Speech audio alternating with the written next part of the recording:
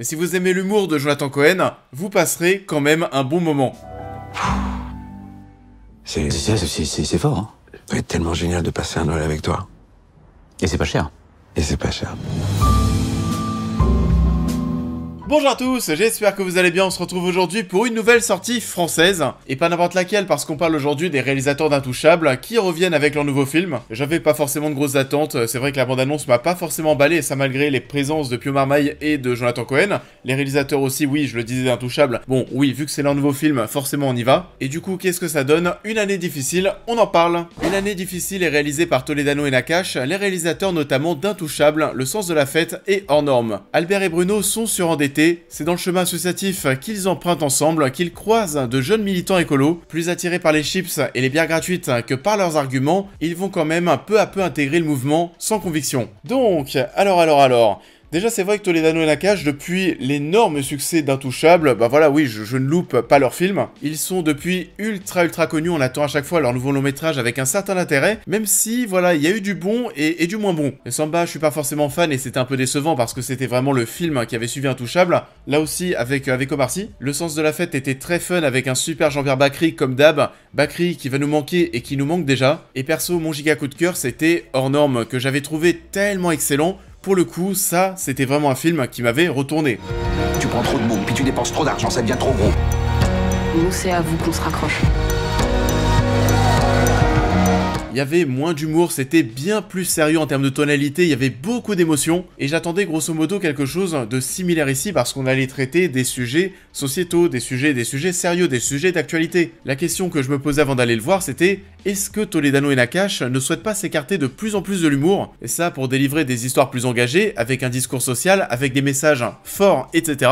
Et c'est pas forcément le cas ici parce que comme je le disais, on a beaucoup d'humour, notamment via le personnage de Jonathan Cohen. Alors déjà, dans un premier temps, j'ai pas passé un mauvais moment devant une année difficile, c'est même très amusant par moments, mais pour un Toledano et Nakache, j'étais un peu déçu, le long métrage va peu me marquer, ça manque d'émotion. Là, on est dans une comédie, vraiment. Et c'est peut-être d'ailleurs le petit souci que j'ai avec le projet, c'est paradoxal, mais heureusement que Jonathan Cohen était là, parce que c'est grâce à lui que tu passes une bonne séance, mais il prend tellement de place qu'on aurait bien aimé voir ce que ça aurait donné sans lui. Est-ce qu'on n'aurait pas eu un scénario avec moins d'humour, avec plus d'engagement vu des thématiques qui sont traitées? Là, l'écologie, je vais pas dire non plus que c'est en toile de fond parce que ça prend de la place, mais on n'est pas sur un projet pro-écolo non plus. Et je sais pas quelles étaient les ambitions des réalisateurs et du projet, et je vais même aller encore plus loin, mais je ne sais pas si vous avez eu le même sentiment que moi, mais on se moque quand même pas mal de ce groupe écologiste. On rigole beaucoup d'eux, de leur manière de voir la vie, de leur façon de vivre, ils se donnent tous des surnoms ridicules, cactus, poussins, etc. Ils vivent dans des appartements vides, ils n'achètent aucun objet neuf lorsqu'ils achètent quelque chose, donc si quelque chose rentre chez eux, il faut qu'il y ait un autre objet qui en sorte, et ça pour ne pas trop s'encombrer, et t'as ces deux personnages masculins interprétés par Jonathan Cohen et Pio Marmaille qui se foutent de ces gens. On va rigoler aussi avec eux parce qu'ils nous font marrer, mais du coup, comme je le disais, on a cette impression de se moquer de ce groupe écolo, et ça parce qu'ils sont presque perçus et présentés comme des fous, et il n'y a même pas forcément de choses pour contrebalancer. Du style, oui, on se moque d'eux, allez, pendant 1h30, ils nous paraissent un petit peu bizarres, mais à la fin, on se rend compte que ces personnes ont raison, qu'ils ont raison de se battre pour éveiller les consciences et se battre pour la planète. Non, et c'est certainement là que le film déçoit un petit peu parce que ça manque d'angle. On est juste là en fait pour rigoler entre guillemets, même si c'est déjà pas mal, mais on pouvait en attendre plus. Donc ouais, dans un premier temps, c'est certainement ça le souci que j'ai avec une année difficile. On est entre une comédie et un film qui peut être engagé mais qui ne l'est pas tant que ça. On sent qu'on a des messages à faire passer mais c'est tellement léger que ça ne le fait pas, et on peut aussi le comprendre d'un côté parce que si on avait été trop loin sur le côté vraiment propagande écolo, on aurait pu se retrouver dans une situation où le petit spectateur dans sa salle de cinéma aurait pu être en quelque sorte pris en otage. On ne voulait pas rendre coupable le spectateur vis-à-vis de sa propre consommation, c'est certainement pour ça que sur ce volet, bah oui, c'est un petit peu léger. On reste très gentil sur ce point, le but n'est pas de choquer ou d'être provocateur. On va dénoncer le capitalisme sans limite, le consumérisme au mépris d'une planète au bord du précipice. On nous propose de suivre ces deux hommes qui eux s'en foutent de l'écologie pour la simple et bonne raison que ils sont en mode survie, c'est leur quotidien. D'ailleurs ça aussi, c'est dommage qu'on soit pas un petit peu plus, qu'on n'ait pas un peu plus creusé, mais on aurait pu, je sais pas, avoir des séquences assez fortes avec ces discours discours qui se contredisent, où tu vas avoir d'un côté les écolos qui vont reprocher ces personnes de s'en foutre de l'écologie, et eux qui vont répondre, rétorquer en leur disant non mais attendez, votre truc de bobo, c'est pas forcément ma priorité, la mienne, c'est d'avoir un toit et de pouvoir manger tous les jours. Voilà, et ça peut aussi s'entendre, il y a plein de gens sur Terre qui ne le sont, mais alors pas du tout sensibilisés et intéressés par l'écologie pour ces raisons. Et c'est le cas d'Albert et Bruno qui sont surendettés, et quand t'es en manque d'argent, que t'as un quotidien difficile, c'est sûr que tu penses plus à ton cas qu'à celui de la planète. Pareil, le sujet du surendettement prend de la place. On a le personnage aussi de Mathieu Amalric qui est ici, qui est en gros un conseiller de vie pour te sortir de tes problèmes d'argent. Mais ça c'est pareil, on ne va pas traiter ça sérieusement, ça va tourner à la blague, parce qu'on va rendre ce personnage ridicule avec ses histoires de casino. Il y a un running gag autour de ça, et pour moi c'est vraiment à l'image du film. On aurait pu parler de choses sérieuses, mais non, on fait des blagues. C'est là où je vous dis que oui, même si on parle de sujets sérieux, on est surtout dans une comédie, et en plus de ça, franchement, c'était pas forcément utile de rajouter ces choses autour du personnage. Ça ne sert mais absolument à rien dans l'histoire, à rien à part se moquer aussi de ce type de profession, les décrédibiliser, se moquer, décrédibiliser, et là encore, comme les gens très écolos du film. Certains prévoient 45 degrés en 2050. Je suis désolé, c'est un traquenard.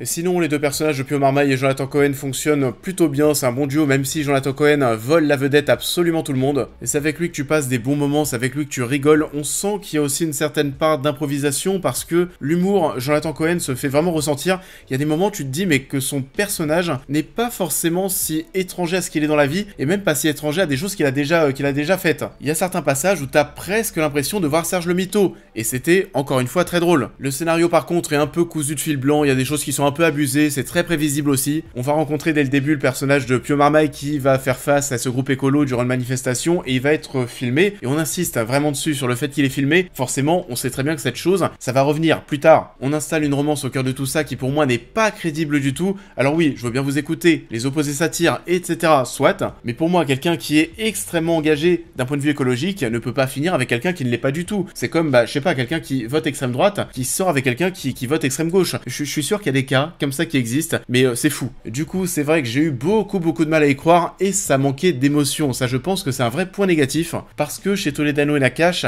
l'émotion est souvent présente, et là c'est pas forcément le cas. On retrouve quand même des musiques qui sont cool, notamment durant l'introduction. L'introduction d'ailleurs, on va suivre ces personnes qui sont en train de militer, en train de manifester, en train de faire un blocus, et ces gens qui veulent essayer de rentrer dans... c'est au moment du Black Friday je crois, et là où tout part en couille, ça commence à partir dans tous les sens. On se croirait presque dans un truc de zombie, ça ressemble presque à l'apocalypse, et c'était très cool à suivre. Et sinon, le final était un petit peu intriguant, chelou, qui faisait plus penser d'ailleurs à la période qu'on a connue avec le Covid. On va retrouver aussi les acteurs qui dansent ensuite durant le générique, enfin voilà, ça pour le coup c'est vraiment quelque chose qui te fait dire qu'on était plus dans une comédie familiale que dans quelque chose d'extrêmement engagé. Les acteurs qui dansent à la fin durant le générique, voilà, ça fait très léger. Vous l'avez donc compris, j'ai été un petit peu déçu par une année difficile. J'ai bien rigolé, j'ai pas du tout passé une mauvaise séance, mais j'aurais peut-être aimé qu'il y ait plus un angle, quelque chose de plus fort au niveau des thématiques, quelque chose de plus marquant, plus d'émotion aussi. C'est une petite déception du côté de chez Toledano et Nakache. J'ai le sentiment que les dettes, les crédits, tout ça, ça vous est familier. La situation n'est pas très brillante. Et si ça peut vous rassurer, on n'est pas vraiment encore au fond. On n'est pas loin, mais on n'y est pas encore. Franchement, ça me rassure énormément. Ça en est tout pour cette vidéo, j'espère qu'elle vous aura plu comme d'habitude. Je vous invite à la liker, à la partager, à me dire en commentaire ce que vous avez pensé de l'œuvre en question, à vous abonner, à me suivre sur l'intégralité de mes réseaux pour toutes les news et réactions à l'actualité, mais aussi à devenir membre soutien si vous souhaitez soutenir mon travail. Et on va se retrouver très vite sur la chaîne pour cette prochaine critique. I was sent down from Washington, D.C. to see about these murders. We have so many deaths we've lost count. There's just bad luck. Seems more like an epidemic than bad luck to me. Et attention, très gros calibre, puisqu'on va se retrouver dans quelques jours pour parler du nouveau Scorsese. C'est un des projets les plus attendus de cette fin d'année, forcément un de ceux que j'attends le plus aussi personnellement. J'espère que ce sera bien, en tout cas on en parle très bientôt. Je vous souhaite à tous une très belle continuité de semaine, et je vous dis à très vite.